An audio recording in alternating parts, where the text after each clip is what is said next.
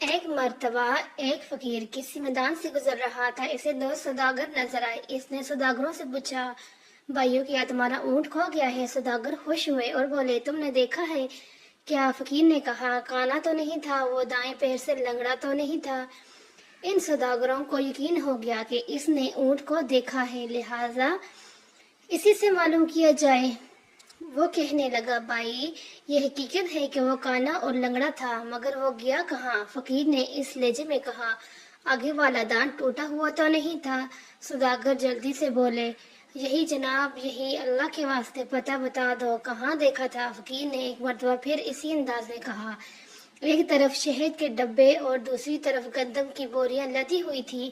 اب دونوں کو پکا یقین ہو گیا اور کہنے لگے، فقیر بابا اب جلدی سے ہمیں چل کے بتائیں کہ اونٹ کہاں ہے۔ فقیر نے کہا، بھائی اگر سچ پوچھو تو نہ میں نے تمہارا اونٹ کو دیکھا اور نہ ہی اس کے بارے میں سنا۔ میں ابھی تم دونوں سے سن رہا ہوں کہ تمہارا اونٹ کھو گیا ہے۔ سوداگر حیران ہو گئے اور سمجھے کہ وہ ہم کو دھوکہ دے رہا ہے۔ دھمکی دے کر کہنے لگے، اسی اونٹ پر دوسرے سامان کے ساتھ ہمارے جوہرات بھی رکھے ہوئے تھے، اگر نہیں بتاؤ گے تو تمہیں قید کر دیں گے۔ فقیر نے جواب دیا، بھائی مجھے دھمکی نہ دو، میں نے تمہارا اونٹ نہیں دیکھا۔ اس پر سوداگر فقیر کو پکڑ کر قاضی کے پاس لے گئے۔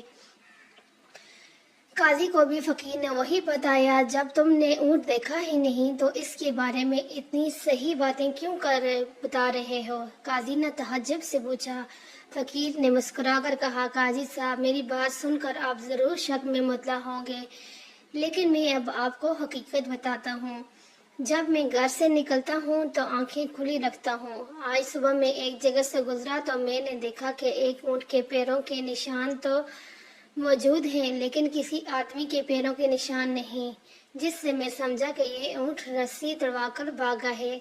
پھر دیکھا تو ایک پاؤں کے نشان تھے ہی نہیں، اس سے معلوم ہوا کہ وہ لنگڑا ہے۔ پھر کیا دیکھتا ہوں کہ وہ راستے کے ایک طرف گھاس چرنے کے نشان ہیں، جس سے معلوم ہوا تو کانا ہے۔